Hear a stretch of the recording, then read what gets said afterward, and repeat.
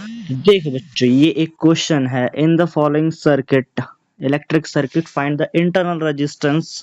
Internal resistance यानी कि इस वाले रेजिस्टेंस की वो बात कर रहे हैं, ठीक है ना। इसको मैं कौन से कलर से करूं, ये वाला नहीं, ये वाला है ना। वो इस वाले रेजिस्टेंस की बात कर रहे हैं, तो यहाँ पे हम इस वाले रेजिस्टेंस को निकालेंगे। यहाँ पे हमारे पास करंट है, ये हमारे पास वोल्टेज दे रखी है, यानी जो हमारे पास वोल्टेज है 2.0 वोल्ट है, और जो करंट यानी जो आई है वो हमारे पास 0.5 वोल्ट, सॉरी 5 एम्पियर है। वोल्ट लिख दिया, बताओ। ये हमारे पास एम्पियर है, और हमारे पास सबसे पहले हम इन दोनों का सोल्यूशन करेंगे। तो हमारे पास जो रेजिस्टेंस है इन दोनों का क्या आ जाएगा, इसको हम आर नेट कर लेते हैं। तो 1 में R1 प्लस 1/R2, क्योंकि ये दोनों के दोनों एज अ पैरेलल जुड़े हुए हैं ना,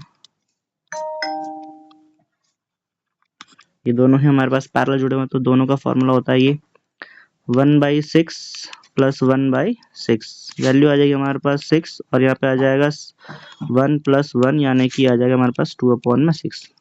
आ जाएगा आंसर क्या, 1/3, यानी कि 1 में आर नेट की जो वैल्यू है हमारे पास क्या आ जाएगी, 1/3 आ गई, यानी कि रेजिस्टेंस की जो वैल्यू हमारे पास क्या आ जाएगी, 1/3, सॉरी सिर्फ 3, ठीक है ना। तो हमारे पास ये जो वैल्यू होगी हमारे पास क्या है भाई, यही हमारे पास 3, ठीक है ना। तो 3 ओम ये हमारे पास वैल्यू आ गई। अब यानी ये वाला, अब जो इसका जो सोल्यूशन है, यानी जो हमने सोल्यूशन करा, अब इससे जो ये बनेगा, ये कैसा बनेगा, ये हमारे पास बन गया ये, ठीक है। यहाँ पे हमारे पास रेजिस्टेंस है, ऐसा हो गया, ये हो गया। अब ये जो दोनों जो रेजिस्टेंस थे, ये दोनों इन दोनों का सोल्यूशन हो गया। अब ये एक सिंगल रेजिस्टेंस बन जाएगा जो हमारा ऐसा रहेगा। तो इसकी जो वैल्यू आई है वो हमारे पास 3 आई है, इसकी वैल्यू R है। यहाँ पे हमारे पास 2 वोल्ट, और यहाँ पे हमारे पास क्या है, करंट जो है वो हमारे पास 0.5 एम्पियर का है। अब अगर मैं इस वाले रेजिस्टेंस को लूँ, और ये वाला दोनों जो रेजिस्टेंस है दोनों हमारे पास सीरीज में जुड़े हुए हैं, ठीक है। कैसे जुड़े हुए हैं, ये दोनों हमारे पास सीरीज में जुड़े हुए हैं। तो सीरीज के लिए फॉर्मूला हमारे पास क्या होता है, R net is equal to R1 plus R2। तो हमारे पास क्या हो जाएगा, 3 प्लस R हो जाएगा, ये हमारे पास आर नेट आ गया। अब बाई ओम्स लॉ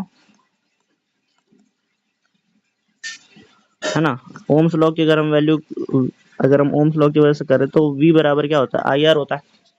V की वैल्यू हमारे पास क्या है, 2, I की वैल्यू क्या है 0.5, और मल्टीप्लाई बाई R। तो टोटल जो R है हमारे पास कितना आया है, वो 3 प्लस R आया हुआ है, ठीक है ना, 3 प्लस R आया हुआ है।